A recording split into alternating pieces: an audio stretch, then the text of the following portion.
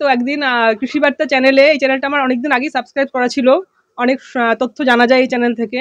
তো হঠাৎ একদিন দেখতে দেখতে দেখি যে আমাদের অশোকনগরেই কৃষি বিজ্ঞান কেন্দ্রটা আছে, এবং ওদের যে সামনে দাঁড়িয়ে যে ভিডিওটা করছিল ওটা দেখে আমি চিনতে পেরেছি যেটা আমার এরিয়াতেই।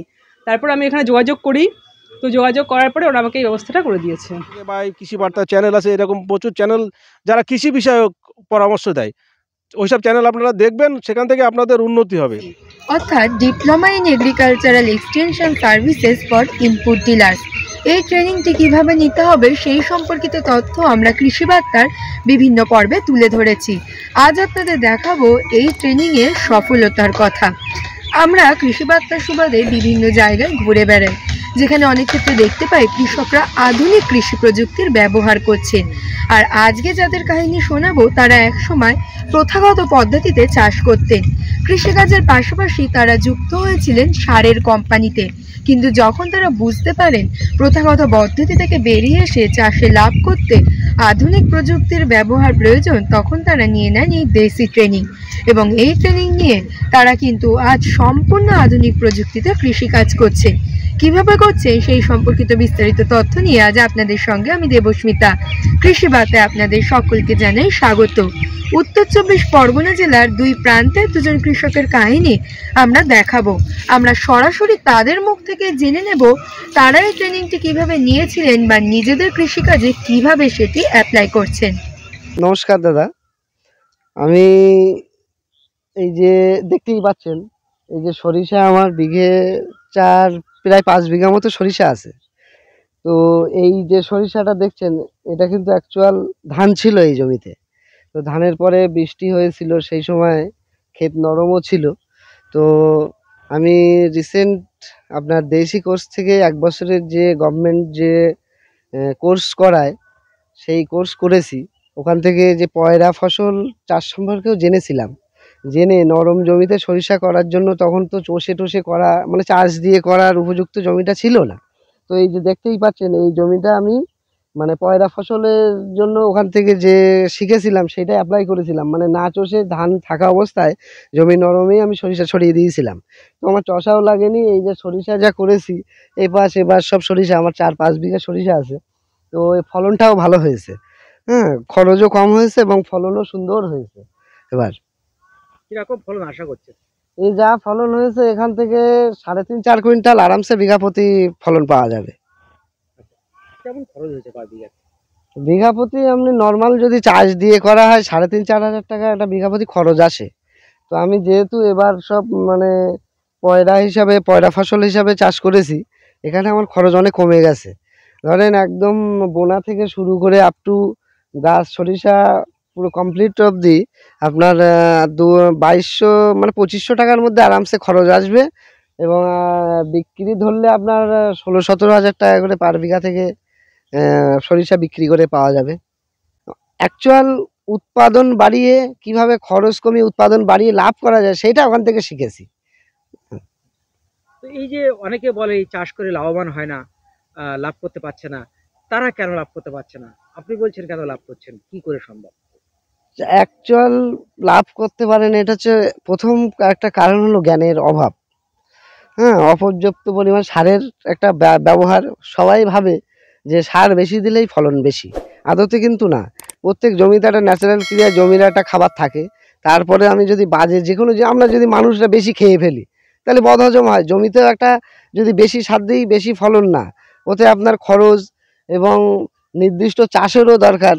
নির্দিষ্ট চাষ, নির্দিষ্ট সার, নির্দিষ্ট জলসেচ সুষম ব্যবহার করলে আপনার খরচও কম এবং প্রফিটও বেশি। আমি যে কোর্সটা নিলাম কি অশোকনগর কৃষি বিজ্ঞান কেন্দ্র থেকে, এখানে স্যারেরা এই যে পয়রা চাষ সম্পর্কে বলেছিলেন, তারপরে বইতেও পড়েছিলাম। পড়ে আমি এই প্রথম অ্যাপ্লাই করেছি। দেখুন কত সুন্দর, বিনা চাষে এই সরিষা অনেকে চাষ করেও এত সুন্দর ফসল ফলাতে পারেনি।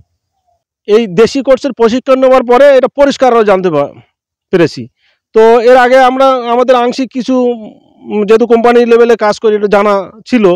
সেটা আরও যাতে আমরা 100% স্যাটিসফাই হয়, সেই জন্য বিভিন্ন যারা প্রফেসর যারা এসেছিলেন, তাদের কাছ থেকে এইসব তথ্যগুলো আমরা জানার চেষ্টা করেছি। আমার মূলত এখানে শেখার জন্যই আমি গিয়েছিলাম। দেশি কোর্সের মূলত যে প্রশিক্ষণটা আমরা আমাদের অশোকনগর কৃষি বিজ্ঞান কেন্দ্র থেকে পেয়েছি, মূলত এই প্রশিক্ষণটা আমরা দীর্ঘদিন কাজ করার পরেও আমরা যে সব জানি এমন না, আমরাও মানুষ, আমাদেরও ভুল ভ্রান্তি হতে পারে। তো আমাদের যাতে আগামী দিন চাষ করার ক্ষেত্রে বা আমি যাতে একটা দোকান করবো আমরা চিন্তা ভাবনা করেছি, আমার কৃষক যাতে না ঠকে, সঠিক পরামর্শ তার যাতে আমরা দিতে পারি, সেই জন্য দেশি কোর্স করা আমাদের। কিন্তু অনেক দোকানদার রয়েছে যাদের কোর্স বা এই ধরনের অভিজ্ঞতা নেই, তারা কি ভুল ট্রিটমেন্ট করছে বা কৃষকদেরকে ভুল পথে পরিচালিত করছে? অবশ্যই, কারণ শিক্ষার আলাদা একটা গুরুত্ব আছে, সেটা আমরা সবাই জানি। তাহলে যে লোকটা পেস্টিসাইড সম্পর্কে সঠিক ধারণা নেই, তাহলে সে আমাকে কিভাবে সঠিক পরামর্শ দেবে, এটা তো আমাদের বুঝতে হবে। তাহলে যার এডুকেশন নেই, শিক্ষায় জাতির মেরুদণ্ড কেন বলা হচ্ছে? তাহলে শিক্ষা যেখানে নেই সেখানে তো অন্ধকার থাকবেই, কারণ আলোর দিকে যেতে গেলে আপনাকে ফার্স্ট এডুকেশন নিতে হবে। তো আমরা চাইবো যে আগামী দিন গভর্নমেন্ট এই এডুকেশনটা আমাদের দিয়েছে, আমরা তার সঠিক প্রয়োগ অবশ্যই করব। কারণ এখনও অবধি যারা সারের দোকান করে চালাচ্ছে, যারা এখনও চাষিকে মিস ইউজ করছে, কারণ আমরা এটা যেহেতু একটা প্রচার মাধ্যম, হয়তো আগামী দিন আমি এই ব্যবসায় আসতে চলেছি, আমারও গায়ে ওটা বর্তাবে, কিন্তু দাদা কিছু মনে করবেন না, আমি কোনো একটা দোকানে দাঁড়িয়ে আছি, তো কোনো একটা দোকানদার, আমি এই পেশায় আসবো, আমি এই ধরনের ব্যবসা করব না। আমি বুঝতে পারছি এই প্রোডাক্টটা চাষি একটা ন্যূনতম একটা মূল্যে কিনতে পারে, কিন্তু সেটা চাষি জানে না বলে তার কাছ থেকে প্রচুর আমাদের মতো দোকানদাররা, আমি আগামী দিন দোকানদার হব, মানে চাষিকে ঠকায়। তো চাষি ঠকিয়ে আমাদের ব্যবসা করার আমার বিশেষত ওরকম কোনো ইচ্ছা নেই। আগামী দিন আমি যখন দোকান একটা করব ঠিক করেছি, আমি চাষিকে, হ্যাঁ, আমার পেট চালানোর জন্য আমাকে লাভ একটা করতেই হবে, সেই জন্য আমি একটা ন্যূনতম লাভ রেখে আমি চাষিকে সাপ্লাই দেবো। আমরা জীবনে পৃথিবীতে এসেছি, সবাই খালি হাতে এসেছি, খালি হাতেই যাবো, কেউ কিছু নিয়ে যাব না। আমি যেটা রেখে যেতে পারবো এই পৃথিবীতে, সেইটাই আমার থাকবে।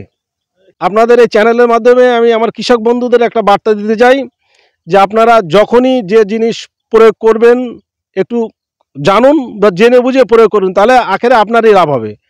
কারণ পয়সাটা আপনার, এবং বিশেষ করে আপনারা যারা চাষবাস করেন, সারের ক্ষেত্রে বলবো আপনারা একটু বুঝে শুনে সার প্রয়োগ করুন। বেশি সার দিলে বেশি ফসল হবে এমন নয় বন্ধু, সারের সঠিক পরিমাণে গাছের সঠিক যে নিউট্রিশন দরকার, পুষ্টি দরকার, সেই মতো আপনারা সার প্রয়োগ করুন। এবং মাটিতে আর একটা অনুরোধ করব, আমি যারা বাণিজ্যিক কোম্পানিতে কাজ করি বলি না, বিভিন্ন রকমের জৈব বা জীবাণু সার আপনারা একটু ব্যবহার শুরু করুন। দোকানদার একটু লাভ করে করুক, আপনি হয়তো যে দোকানে যাবেন সেই দোকানে বিভিন্ন জৈব সার বা জীবাণু সার দিতে চাইবে, আপনারা নিতে চান না, আমি অবশ্যই এই কৃষি বার্তা চ্যানেলের মাধ্যমে আপনাদের কাছে অনুরোধ রাখবো, আপনারা অবশ্যই লাভ করুক দোকানদাররা, তবুও জৈব সার ব্যবহার করুন। তাহলে কী হবে, আপনার মাটির উর্বরতা শক্তি বৃদ্ধি থাকবে। নাহলে আপনি যেভাবে এই ক্রমশ রাসায়নিক সার ব্যবহার করছেন, আপনার মাটি শেষ হয়ে যাবে, আপনার ওই জমি অবাঞ্ছিত জমি হবে, বাঞ্জার জমি হবে, ওই জমিতে ফসল ফলবে না আগামী দিন। সেই জন্য অবশ্যই আপনারা সারের ব্যবহার কমান এবং সঠিক প্রয়োগে। পরামর্শটাও তো গুরুত্বপূর্ণ জায়গাতে কৃষি দপ্তর থেকে নেওয়া উচিত। হ্যাঁ, এবং বিভিন্ন কৃষি দপ্তরে আমাদের ব্লকের বা বিভিন্ন যারা কৃষি এগ্রিকালচারের বিভিন্ন অফিসার আছেন, বিভিন্ন সংগঠন আছে, তাদের সঙ্গে বা এই কৃষি বার্তা চ্যানেল আছে, এরকম প্রচুর চ্যানেল যারা কৃষি বিষয়ক পরামর্শ দেয়, ওইসব চ্যানেল আপনারা দেখবেন, সেখান থেকে আপনাদের উন্নতি হবে, আপনাদের হারানোর কিছু থাকবে না। চাষে ক্রমশ লস খাচ্ছিলাম, সেই জন্য বাগান টাগান এই ধরনের লাগিয়ে দিয়েছিলাম, কিন্তু এই প্রশিক্ষণ নেওয়ার পরে আমি আধুনিক বিজ্ঞানসম্মতভাবে কম খরচে কীভাবে অধিক ফলন ফলানো যায় সেই চিন্তাভাবনা নিয়ে ওই জমিগুলো চাষবাসও আমরা করব বা বিভিন্ন পরামর্শ আমরা দিয়ে থাকি। সেটা তো শহরের মোটামুটি মফস্বল এরিয়া, তো এখানে ছাদ বাগানি টব বাগানি এরা বেশি, এছাড়া পাশে চাষের জমি আছে, সুতরাং চাষিদেরও একটা চাহিদা আছে। এবার আমাদের এই অঞ্চলটায় চাষের জমিতে সাপোর্ট দেওয়ার মতো কাছাকাছিতে সেরকম একটা দোকান আমি দেখিনি, যার জন্য আমার এই চিন্তা ভাবনাটা। আচ্ছা, তো আপনি এখন আপনার নামে মানে দোকানটা করেছেন? হ্যাঁ, তো দোকানটা আমার স্বামীর নামে, কিন্তু দোকানটা আমি চালাই। কিন্তু এখন তো নিয়ম হয়ে গেছে যে লাইসেন্স ছাড়া আপনি, মানে দেশি ট্রেনিং ছাড়া আপনি সারের দোকান করতে পারবেন না, তো কি করবেন এখন? এবার এই ট্রেনিংটা নেওয়ার জন্য আমি বিভিন্ন ইউটিউব চ্যানেলে দেখেছি যে এডি অফিস থেকে নাম লেখাতে হয়, সেখান থেকে বিভিন্ন প্রসেস আমি জেনেছি। তো জানার পরে দীর্ঘ 3-4 বছর আমি এডি অফিসে ঘুরেছি, কিন্তু আমি কোনো এডিএর সন্ধান পাইনি। আমি অনেক দিন গেছি, সময় নষ্ট করেছি, গেছি এসছি, এরকম হয়েছে। তো একদিন কৃষি বার্তা চ্যানেলে, এই চ্যানেলটা আমার অনেকদিন আগেই সাবস্ক্রাইব করা ছিল, অনেক তথ্য জানা যায় এই চ্যানেল থেকে। তো হঠাৎ একদিন দেখতে দেখতে দেখি যে আমাদের অশোকনগরেই কৃষি বিজ্ঞান কেন্দ্রটা আছে, এবং ওদের যে সামনে দাঁড়িয়ে যে ভিডিওটা করছিল ওটা দেখে আমি চিনতে পেরেছি যেটা আমার এরিয়াতেই।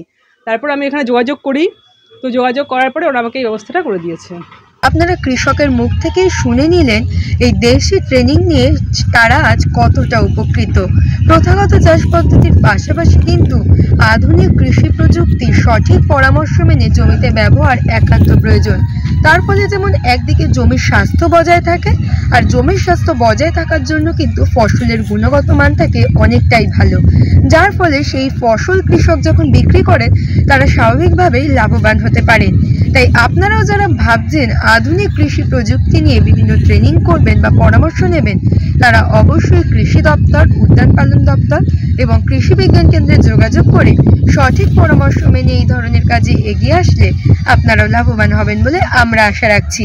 এরকম আরও নতুন নতুন তথ্য জানতে অবশ্যই আমাদের কৃষি বার্তা চ্যানেলটিকে সাবস্ক্রাইব করে বেল আইকনটি প্রেস করে রাখুন, যাতে সবার প্রথমে নোটিফিকেশনটি আপনার কাছে পৌঁছে যায়। নমস্কার।